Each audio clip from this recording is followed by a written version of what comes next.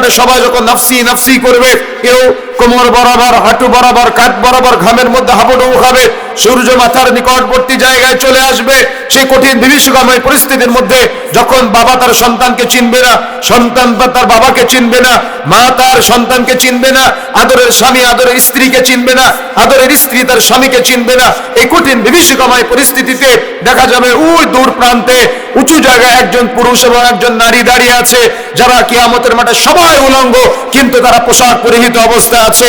কিয়ামতের মাঠে সবাই নাফসি নাফসি করছে, কিন্তু তাদের মাথায় নূরের মুকুট পরানো। তারা কারা? এই কিয়ামতের মাঠের সমস্ত মানুষ যারা নাফসি নাফসি করবে, এরা ফেরেশতাদের জিজ্ঞাসা করবে, ওরা কারা? ওদেরকে কেন এমন মর্যাদা দেওয়া হলো? ওদের কেন পোশাক পরানো হলো? ওদের মাথায় কেন নূরের মুকুট পরানো হলো? তখন ফেরেশতা মণ্ডলীরা বলবে, ওরা হলো একজন হাফেজে কোরআনের পিতা এবং মাতা। সুবহানাল্লাহ। কি ইসলাম মর্যাদা দেয় নাই? আপনি বললেন ফকিরি বিদ্যা, কিন্তু ইসলাম বলেছে হাফেজে কোরআনের পিতা এবং মাতাকে কিয়ামতের মাঠে নূরের মুকুট পরানো হবে।